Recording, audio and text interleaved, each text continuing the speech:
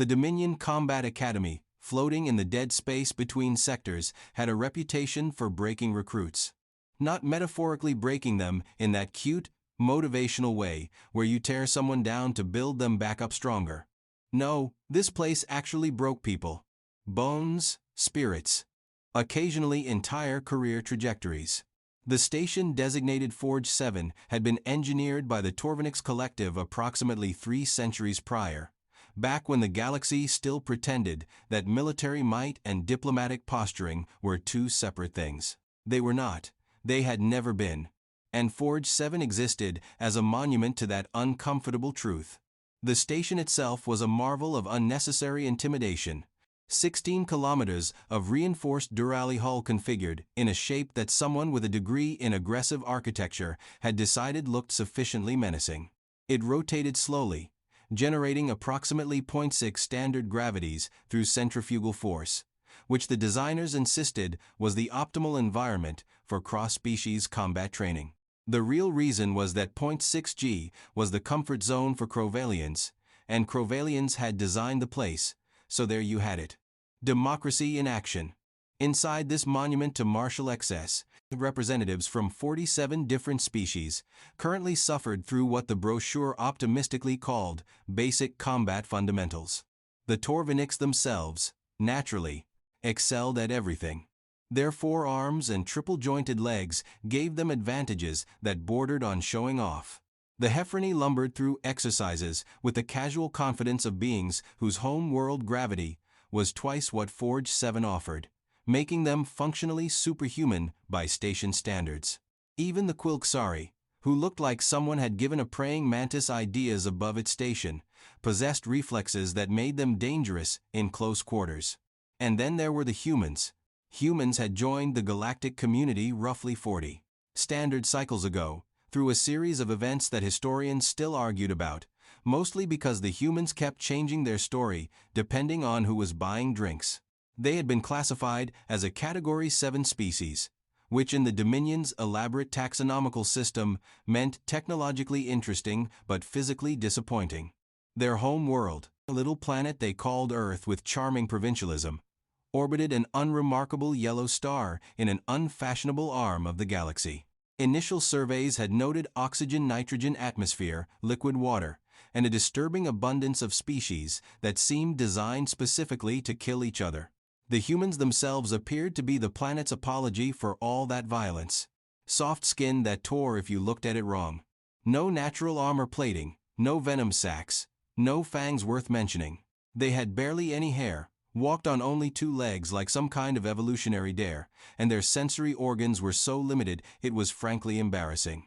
The Dominion assessment team had actually felt bad for them. That assessment was why Private Takeshi Reeves found himself standing in Formation Bay 7, being stared at by 37 aliens, who looked like they could tear him apart without pausing their breakfast. Takeshi had joined the Terran Defense Initiative 6 months prior for reasons that seemed significantly less compelling now than they had during the recruitment presentation. The recruiter had emphasized adventure, competitive salary, and the opportunity to represent humanity among the stars. The recruiter had not mentioned that representing humanity would feel quite this much like being a pet hamster in a room full of curious cats. The other human recruits had been distributed across different training cohorts, which Takeshi suspected was intentional. Some bureaucrat somewhere had decided that clustering humans together would make them too easy a target for mockery. Spreading them out meant they could be mocked more efficiently across multiple groups. Brilliant strategy, really. Attention. The voice hit like a physical force, which made sense because it came from Senior Instructor Vorak, who was himself a physical force. Vorak belonged to the Crovalian species, which meant he stood roughly 8 feet tall, possessed musculature that looked like it had been sculpted by an angry god with something to prove, and had skin that resembled granite that had decided to get into bodybuilding. His face was all sharp angles and aggressive bone structure, with eyes that glowed a faint amber in the station's artificial lighting. Those eyes currently swept across the assembled recruits with the warm affection of a tax auditor reviewing questionable deductions. "Welcome to Week 4, Vorak announced, his voice carrying the kind of sardonic enthusiasm usually reserved for root canals.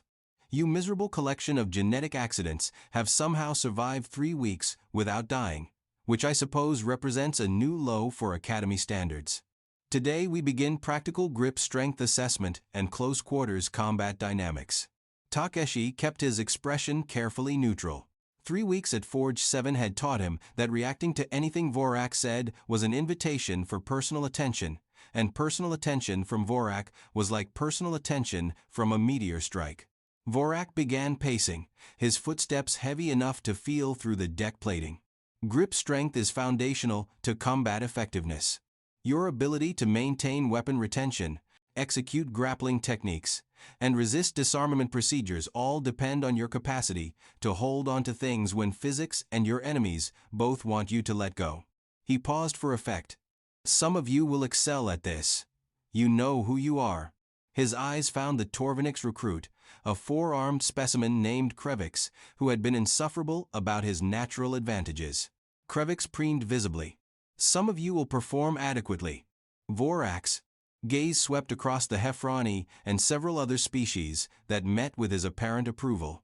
"And some of you." His eyes locked onto Takeshi with the precision of a weapons targeting system. "Some of you will provide the rest of us with entertainment as you fail in ways that would embarrass your ancestors." Several recruits laughed. Not sympathetic laughter. Not even particularly creative laughter. Just the automatic sycophantic chuckling of people who wanted to be on the instructor's good side. Takeshi said nothing. He had learned this too. Silence was armor. Vorak gestured toward the training posts arranged in neat rows across the bay. Each post stood roughly 7 feet tall, constructed from compressed carbon lattice composite designed to withstand significant force. They were cylindrical, about 8 inches in diameter, and embedded in deck sockets that held them rigidly in place. The posts were marked with measurement rings that changed color under pressure, providing real-time feedback on grip force. Standard training equipment. Unremarkable, except for the fact that they would apparently be the instrument of Takeshi's impending humiliation. "The assessment is simple," Vorak continued. "You will approach your assigned post. You will grip it with maximum force. The chromatic sensors will measure your output in standard force units. Anything above 800 units is considered combat effective. Below 500 is." He smiled, showing teeth that looked like they had been designed by a committee focused exclusively on intimidation. "Below 500 is what we call a liability." The first recruit up was Krevix, who approached his post with the swagger of someone who had never encountered meaningful adversity. All 4 of his hands wrapped around the post simultaneously, and his arms flexed with theatrical excess. The measurement rings flared through yellow, orange, and into a deep crimson that indicated serious force. The display panel read 1,340 units. Vorak nodded approvingly. "Acceptable. Acceptable." 1,400 units was apparently just acceptable. Takeshi felt his stomach sink incrementally lower. The HFY recruit went next, a thick-bodied individual named Morgan, whose species evolved under crushing gravity. Morgan gripped the post almost casually with 2 shovel-sized hands, and the sensors registered 1,580 units. He released the post with a satisfied grunt and returned to formation without fanfare. One by one, the recruits demonstrated their grip strength.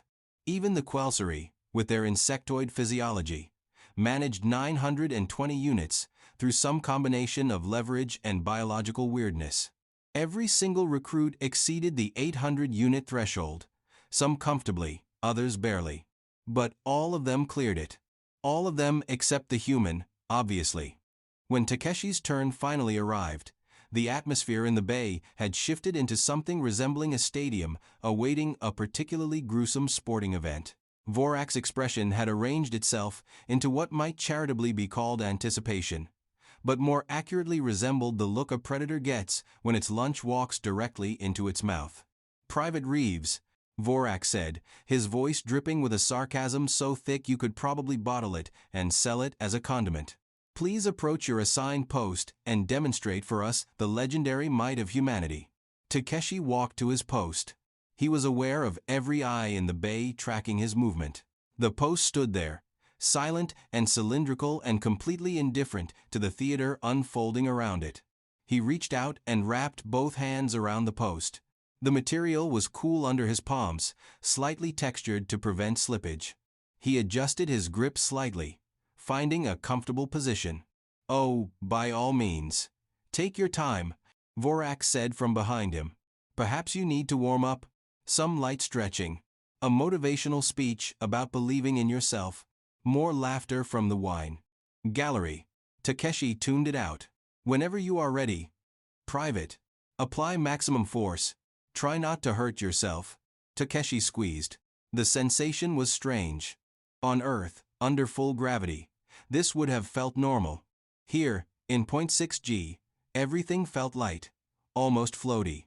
His muscles, accustomed to fighting Earth's gravity with every movement, found the station's reduced gravitational field almost trivially easy to work against.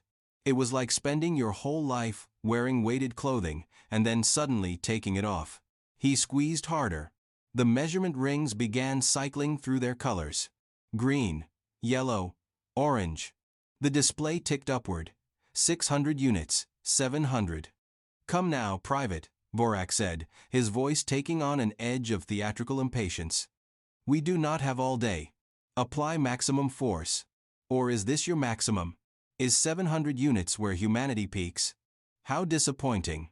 Takeshi squeezed harder still. 800 units. 900. The laughter had stopped. Takeshi noticed this peripherally, the way you notice when background noise suddenly cuts out. 1,000 units.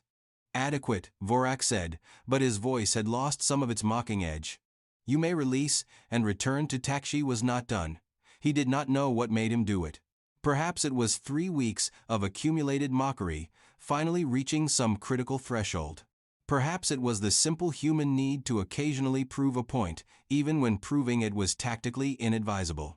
Perhaps his hands simply had not received the message that the demonstration was over. He applied what he would have considered full force back on Earth. The kind of grip you used when you absolutely needed something to not escape your grasp. The kind of grip that Earth's gravity and atmospheric pressure and evolutionary history had made normal. The measurement rings flared through their entire spectrum into colors that Takeshi was reasonably certain were not supposed to be in the sequence. The display panel flickered, showing numbers that climbed past 1,500, past 1,800, past 2,000. And then the sound happened. It started as a creak, a small, almost apologetic noise that suggested something was experiencing stress it had not anticipated. Then the creak became a groan. Then the groan became a crack that echoed through Formation Bay 7, with the sharp authority of a gunshot. Takeshi felt the post give way in his hands. Not bend, not flex, give way. The carbon lattice composite, designed to withstand forces that would crumple most biological entities, snapped cleanly in half like someone breaking a stick. The top section of the post clattered to the deck with a sound that seemed unreasonably loud in the sudden silence. Takeshi stood there, holding the bottom half of what had been a training post, staring at it with the expression of someone who had just broken someone else's expensive lamp and was now calculating the replacement cost. The silence in the bay was profound. It was the kind of silence that develops when 37 beings simultaneously question their understanding of physical reality. Vorak recovered first, which made sense given his position and training. His voice, when it emerged, had lost all its theatrical mockery and landed somewhere in the territory of genuine confusion with notes of concerning realization. "What did you just do?" Takeshi carefully released the broken post, which remained upright in its deck socket despite no longer being attached to its upper section. He turned to face Vorak and offered a slight shrug that he hoped conveyed apologetic bewilderment rather than insubordination. "I squeezed it, sir. As instructed. Those posts," Vorak said slowly, "are rated to withstand forces up to 3,000 units before structural failure. The manufacturers guarantee it. They test each post personally before installation." "Yes, sir." "The only species in Dominion records capable of exceeding that threshold are the HFY, and only their elite warriors after decades of conditioning." "Yes, sir, you are a human." Yes, sir. Humans are soft-worlders. Your species assessment file describes you as physically inferior to 83% of spacefaring species. The file may contain some inaccuracies, sir. Vorak's expression cycled through several configurations, none of them entirely readable. He walked slowly toward Takeshi, his footsteps suddenly sounding less intimidating and more cautious. He stopped approximately 2 feet away, which was closer than he had come to Takeshi during the entire 3 weeks of training. Explain, Vorak said flatly. Takeshi took a breath. 3 weeks of being the entertainment had apparently built up some pressure, because what came out was less a formal report and more a lecture delivered with the patience of someone explaining mathematics to a particularly slow child. Earth's gravity is approximately 1 standard g, sir. This station operates at 0.6 standard g. That means everything I do here requires 60% of the force I am accustomed to exerting for the same result. My musculature evolved to function under full Earth gravity. Here, in reduced gravity, I am functionally stronger because I am working against less resistance. Vorak's eyes had narrowed. All species adjust to local gravity. That does not explain Earth's atmospheric pressure is also higher than standard, sir. Approximately 1.2 standard atmospheres at sea level. Higher atmospheric pressure means more oxygen available for cellular respiration, which means more efficient energy production in muscle tissue. It also means my cardiovascular system is accustomed to working harder to circulate blood against greater external pressure. That still does not. Earth is classified as a Category 3 death world. Sir. Takeshi was warming to his subject now. 3 weeks of suppressed commentary flowing out in a steady stream. Our planet has active tectonic systems, extreme weather patterns, and an ecosystem where approximately 90% of macroscopic life is dedicated to killing and eating the other 10%. Humans evolved as persistence predators on a world where almost everything was stronger, faster, or more poisonous than we were. We survived by being durable enough to outlast things that should have killed us and strong enough to drag them home after they collapsed from exhaustion. The bay remained silent. Several recruits had expressions suggesting they were reconsidering previous decisions, possibly including the decision to mock the human. Our bone density is higher than most species because our gravity demands it, Takeshi continued. Our muscle fiber composition includes more fast twitch capacity because our predators were fast and our prey was faster.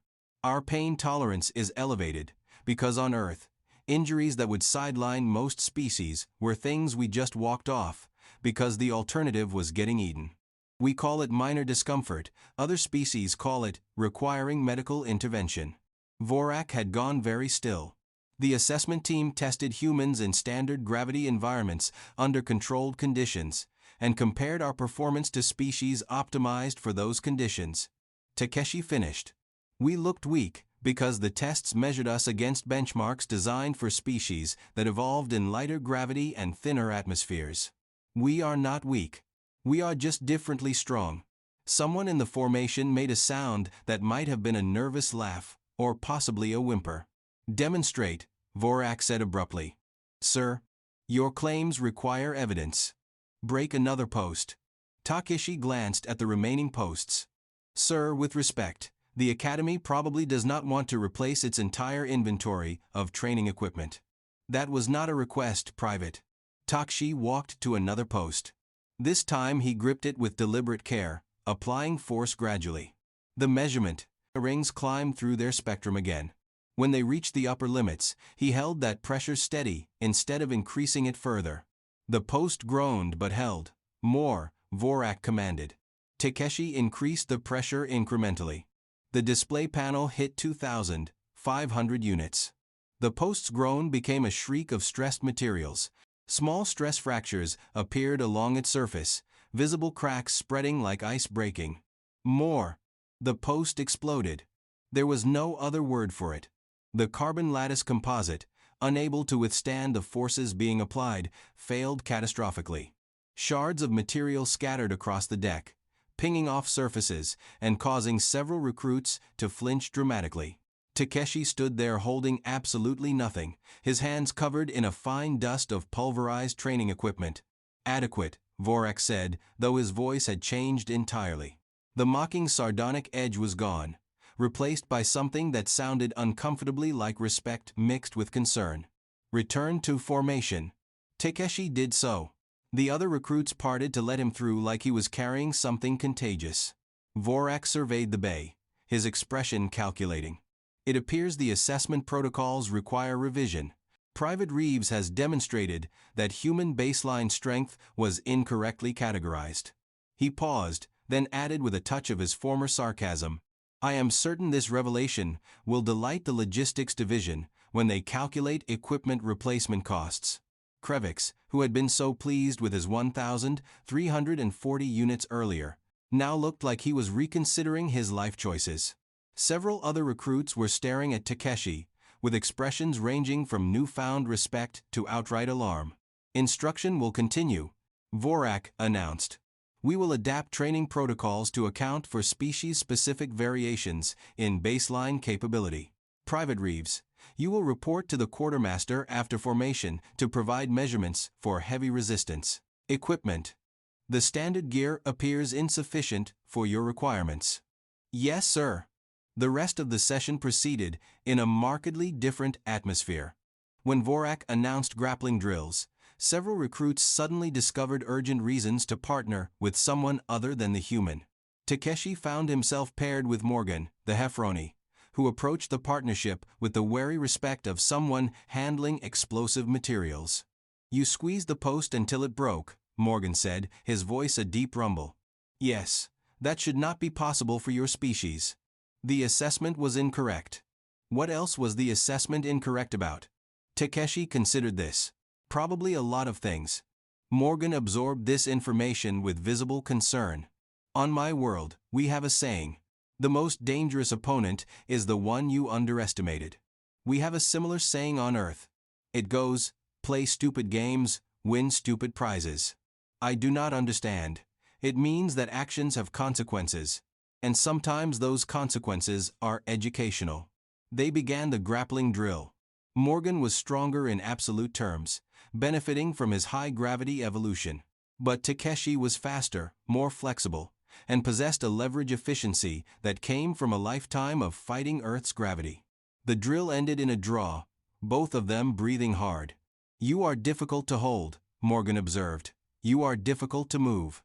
They regarded each other with the mutual respect of people who had just learned important lessons about underestimating others. The remainder of Week 4 proceeded with a fascinating new dynamic. Vorak's instruction style adjusted noticeably. His mockery, previously directed at Takeshi with focused enthusiasm, now distributed itself more evenly across the entire cohort. He still made sarcastic observations, because that appeared to be fundamental to his personality, but the edge had softened, or perhaps redirected. Word spread. Of course, word spread. Forge 7 was a contained environment where gossip traveled faster than light-speed communication. By Week 5, humans throughout the academy were reporting changed attitudes from their instructors and fellow recruits, some positive, some nervous, all different from the dismissive contempt that had characterized the first month. The Dominion Military Command, demonstrating the bureaucratic efficiency for which large organizations are famous, took approximately 6 weeks to officially respond to the grip strength incident. Their response came in the form of revised assessment protocols, updated training equipment specifications, and a tersely worded memorandum suggesting that perhaps initial species evaluations had been somewhat incomplete. Takeshi received a private summons to Vorak's office during Week 7. The office was exactly what you would expect from a Crovalian instructor. Aggressively organized, decorated with weapons that were probably ceremonial but looked fully functional, and featuring furniture that suggested comfort was for the weak. Vorak gestured for Takeshi to sit.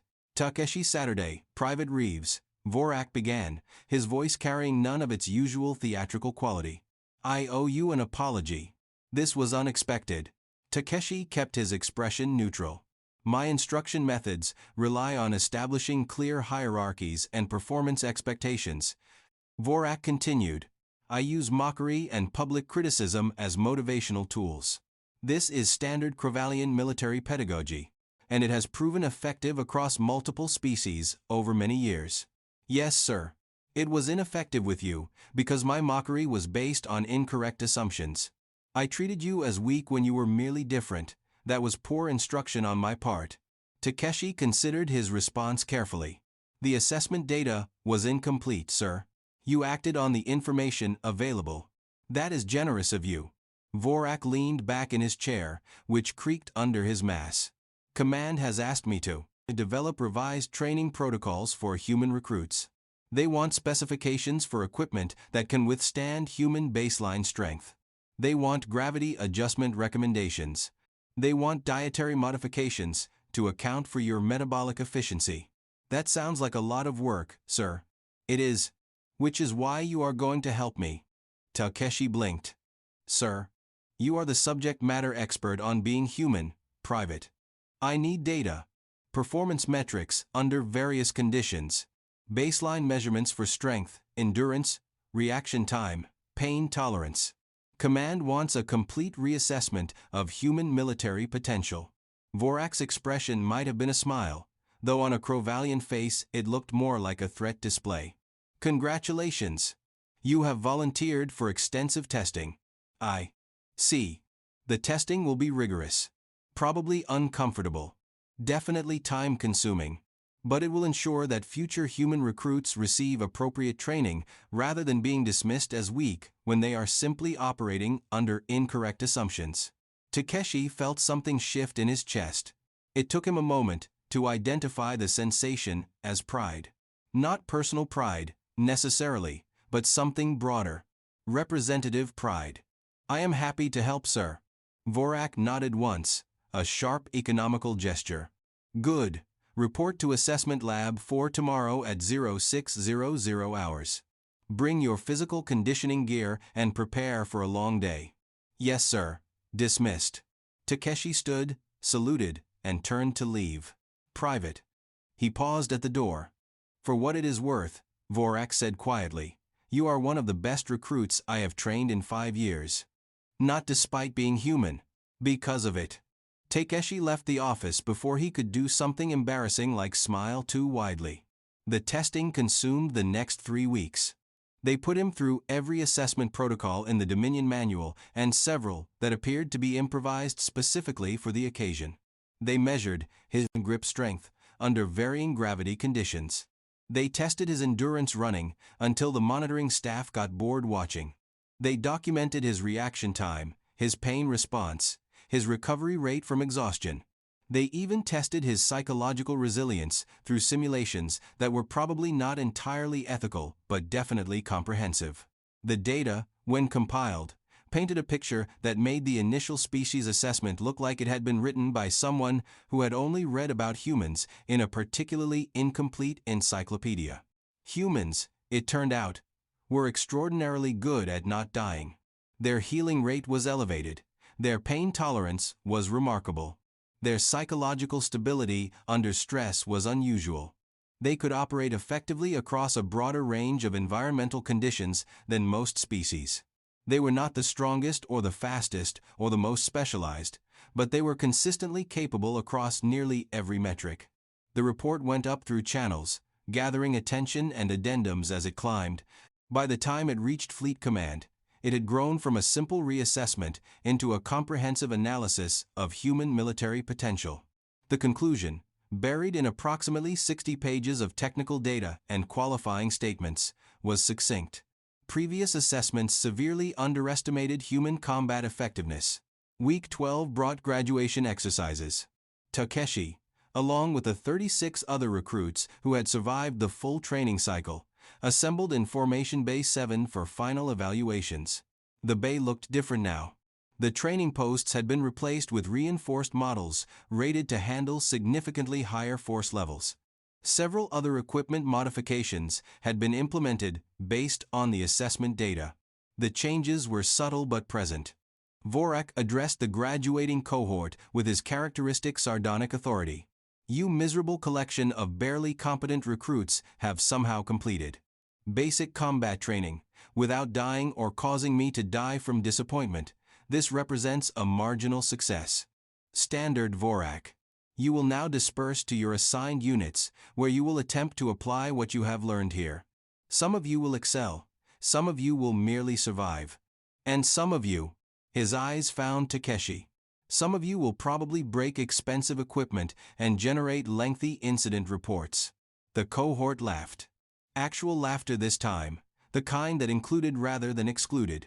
Vorak continued through the formal graduation protocols, awarding certifications and assignments. When he reached Takeshi's name, he paused. Private Takeshi Reeves, your assignment has been modified. You will remain at Forge 7 as Assistant Training Instructor specializing in human integration protocols. You will help develop and implement the new training standards for human recruits. You will also serve as demonstration subject for cross-species combat dynamics instruction. Takeshi felt his stomach drop slightly. Sir, I did not request an instructor position. You did not request it. Command assigned it. Apparently breaking training equipment and forcing bureaucratic reforms makes you qualified to teach. Vorak's expression might have been amusement. Consider it recognition of your contributions to advancing galactic understanding of human capabilities. Yes, sir. The ceremony concluded. Recruits dispersed to their new assignments, most looking relieved to have survived. Takeshi found himself standing in the now empty formation bay, contemplating his unexpected future. Morgan approached, his heavy footsteps announcing his presence. Instructor Reeves. Not officially yet.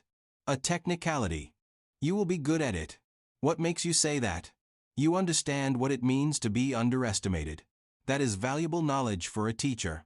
Takeshi considered this. I suppose so. They stood in companionable silence for a moment, two beings from vastly different worlds who had somehow found common ground. The next cohort arrives in 2 weeks, Morgan said. I hear there will be more humans this time, 12 of them. Command is expanding human recruitment. They will need an instructor who understands them. I suppose they will. Morgan nodded once and departed, leaving Takeshi alone in the bay. 2 weeks later, the new cohort arrived. 12 humans among 40 other recruits, just as Morgan had predicted. They looked nervous, uncertain, probably fed the same incomplete information that had shaped expectations for the first human recruits. Vorak assembled them in Formation Bay 7, and Takeshi stood beside him in the assistant instructor position he was still getting accustomed to. Vorak surveyed the new recruits with his characteristic expression of aggressive disappointment. Welcome to Forge 7, Vorak announced. You are here to become warriors. Some of you have advantages. Natural strength, enhanced reflexes, biological weapons. And some of you. His eyes swept across the human contingent. Some of you appear to have no advantages whatsoever. The human recruits shifted uncomfortably. Takeshi recognized that discomfort. He had felt it 12 weeks ago. Appearances, Vorak continued, his voice carrying a new edge that had not been present in Takeshi's cohort, are frequently deceptive. Assistant Instructor Reeves, please demonstrate. Takeshi walked to one of the new reinforced training posts. He wrapped his hands around it and squeezed with practiced ease. The measurement rings flared through their spectrum into the deep crimson that indicated forces exceeding 2,000 units. He held the pressure steady, making the post groan under the strain but not breaking it. Controlled demonstration rather than destructive one. He released the post and turned to face the shocked recruits. Humans, Vorak said into the stunned silence, are not weak. They are merely different. This is the first lesson you will learn here. Do not mistake difference for deficiency. The being standing next to you who looks soft might be strong in ways you do not recognize. The opponent you dismiss might be the one who defeats you. The human recruits stood straighter. Takeshi watched their expressions shift from apprehension to something approaching hope. Vorak continued his opening address, but Takeshi was not really listening anymore. He was thinking about perspective, about assumptions, about how the galaxy had looked at humans and seen weakness because they were measuring strength with the wrong instruments. The assessment had been incomplete, not wrong, exactly, but severely limited by the assumptions built into its framework. Humans were weak by certain metrics in certain conditions, but metrics and conditions were not universal truths. They were tools, and tools could be as wrong as the hands that wielded them. Takeshi smiled slightly, a private expression that no one else noticed.